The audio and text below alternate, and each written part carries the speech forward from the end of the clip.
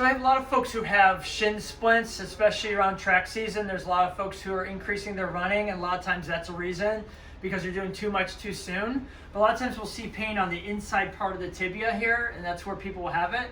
We've got to be very mindful that that's not going to be a stress fracture. So if it's really point tender, it's on the bone, we need to get those screened to make sure we're not into something that's going to cause any more problems. We don't have a stress fracture that you're completely avoiding it. But a lot of times it's tension that's happening in the muscles right behind here, and that we see a lot. Sometimes it's anterior, but a lot of times it's in here. But one thing that we try to do is look at what the main problem is. A lot of times it's due to lack of mobility of the calf, like getting you some stretching there, because that's tight, it's causing more compression. So we want to get that moving. But also a lot of times it's due to just a restriction of the ankle joint as well. So if the ankle joint's not moving well, it causes more strain in all these muscles trying to stabilize it. So simple things that we do, one of the things is for kind of like your first aid for it is to kind of wrap it with a band. We call this voodoo floss. Very simple procedure to do. I'll slip my shoe off, but you can actually start low. I'll probably start right about here because most people have that pain here, so you want to involve that area. It's okay to have your, your sock on. I can slip it off here. So slip it off. But you go here, you get on here, and then what you do is you wrap it pretty tight. So you get on here. Let's see if I can get this going. So you get it anchored, and then you got to move it around here. So what you do is find a spot, really wrap it tight, get all as tight as you can. You're going to have some restriction in blood flow. That's the whole point. We're trying to get these tissues to tack down. This can also work really well for a gastroc or a calf strain. So we can go as far up as we'd like. Main thing is to cover the area where you have most discomfort. And you can also work down in here, but let's say that's good enough. I can hold this or I can tuck this in, but I have a lot of slack left. And then I'm just doing movements through here. I'm just doing some circles. I'm trying to pump through here, and that really helps that tissue get good fresh blood after we take this off. So right now it's kind of through this anaerobic conditioning. It's kind of got this tissues being tacked down. It's kind of pinching together as we're moving and sliding and gliding those surfaces.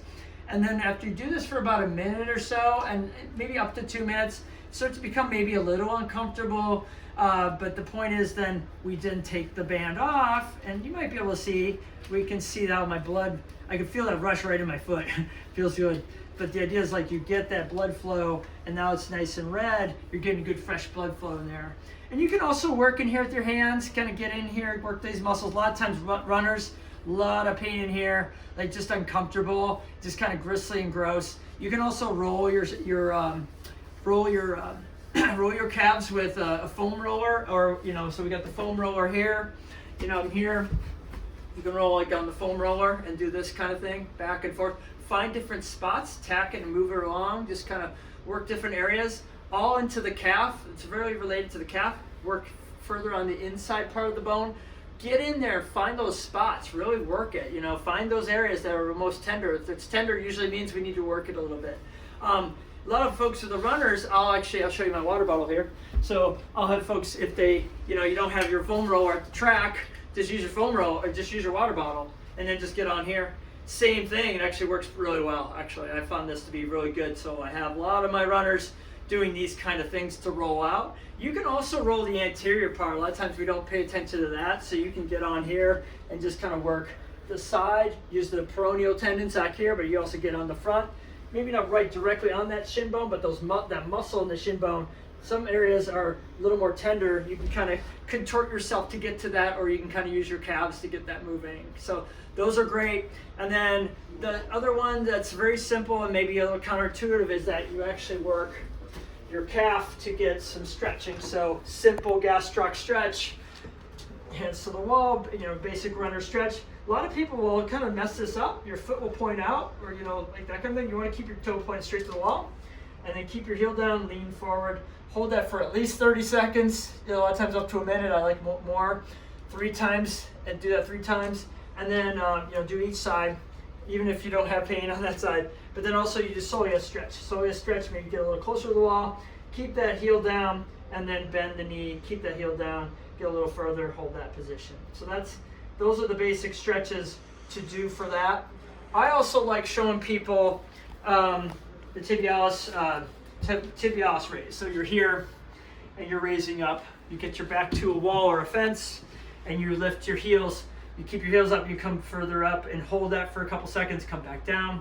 Do some reps of this. You get to the set of 25, usually you'll start to feel it. If it feels like it's too easy, you can walk out a little further. But you want to get the full height of that. You'll feel this burning. It's a big shock absorber. A lot of times those muscles are not able to do as much load as we're demanding when we're increasing our running. So we want to build the strength of these muscles. So this actually becomes a very good proactive thing to prevent this type of thing, but also it can be a thing that even if you have this area, you're pumping and working muscles that need to build some resilience so you can absorb that shock a little better. And a lot of times also we need to look at form, making sure you're not landing too hard and landing too hard on your heels. So a lot of times if we can get a little lighter form, that's what I teach as well. Hey, how does your form need to be a little better, to be a little lighter on your feet, to not compress and push too hard? So that's kind of where we'll find that issue going.